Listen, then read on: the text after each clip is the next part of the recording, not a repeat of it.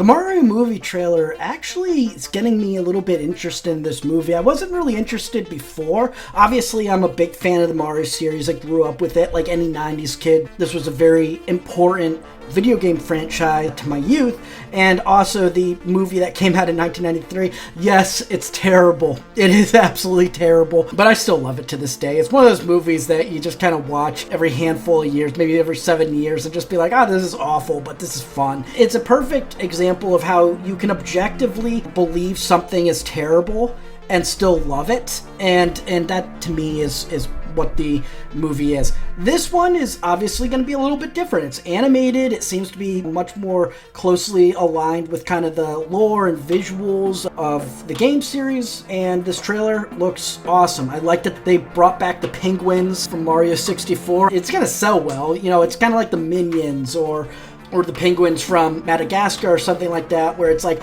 these cute little animal things are actually really tough and full of themselves and stuff. That's obviously a smart move for them to do, because that type of character sells well, but I think they're fun. I think it's a nice callback to Mario 64. I think Jack Black sounds really good as Bowser, surprisingly so. And I hear that he's going, I don't know if this is true, but I saw this in a meme, so who knows. But I hear he's going to get a chance to sing in the movie, and obviously it's Jack Black, and singing is kind of something he's known for. It sounds cheesy, but this is the type of movie that could actually do well, actually be more entertaining if they lean into the cheesiness a little bit, so I don't mind that.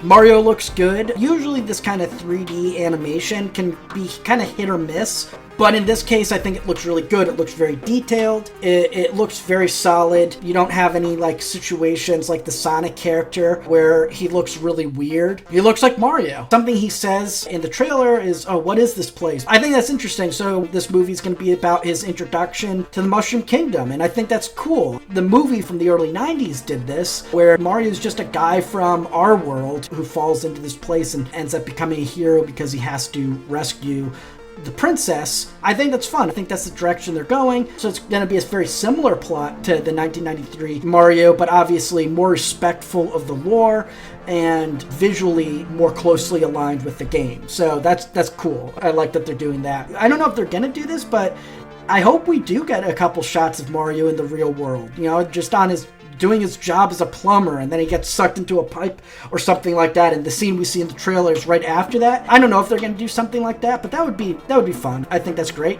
We get Luigi, who is a younger brother. I was the second oldest in my family, so anytime there was a multiplayer Mario game, my older brother was Mario, and I was usually Luigi.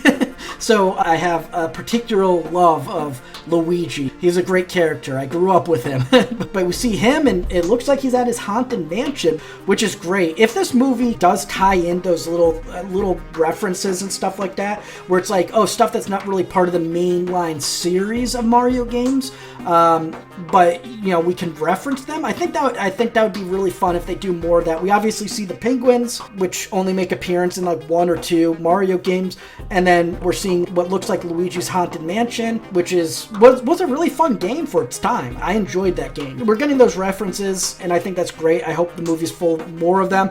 That's kind of what the Lego movie did, and the Lego movie was just absolutely fantastic. So if they're doing something similar to the Lego movie, where they're writing something for the fans, and it's going to be a lot of fan service and a lot of references that fans like, I think this is the type of movie to do something like that. I know fan service gets a bad reputation, but I'm of the opinion that it's about how it's used and about where it's used. A movie like this, it's literally a Mario movie. It's not Shakespeare. This is the type of stuff where fan servicey type stuff is most welcome. And I hope the Penguin reference and the Luigi's Haunted Mansion reference aren't the only ones. I hope we get a lot of stuff like that. My one complaint, and I'm not alone in this because pretty much the entire internet was talking about this, Chris Pratt. Why? So apparently his super secret voice, the voice he's going to get for this character, is just his normal speaking voice. And I don't get that. It's like Mario should sound like he's either Italian or from Brooklyn. Those are the only two. And in my head, I've always imagined that Mario kind of has a mixed accent between Brooklyn and an Italian. Like, I always pictured him being a first-generation American, where he grew up in Brooklyn, but his parents were Italian, so he picked up, a little bit of an Italian accent. That's kind of what I always imagined Mario to be. He's a first-generation Italian-American who grew up in Brooklyn. But either one of those accents, either a hybrid accent between Brooklyn and Italian, a straight Italian accent like he had in Mario 64, or Brooklyn accent, I think either one of those would be appropriate for Mario. I don't think Chris Pratt's voice is appropriate for Mario. And I know this sounds nitpicky and stuff like that, but it really does seem like a situation where they literally just hired someone because of name recognition as opposed to them being the best for the role. I think there's a lot of voice actors who could have really done this. There's Italian Americans who could have done this. Even if it's borderline offensive, over-the-top Italian accent, that would have been better than just Chris Pratt's just voice. Don't get me wrong, I like Chris Pratt. He's awesome. He's great in Guardians of the Galaxy. He's great in Parks and Rec. He seems like a cool guy. But that doesn't mean we have to see him in absolutely everything. And I don't think that he was the right person picked for this role. And if they really had to pick him, he should have done an accent. Like, I know it's tough territory because it can be offensive and stuff like that, but it's Mario. It's like, come on. I'm sure most people who would be offended would be fine with it. And plus, it's, who are you going to offend? Oh, you're going to offend either someone from Brooklyn or someone from Italy.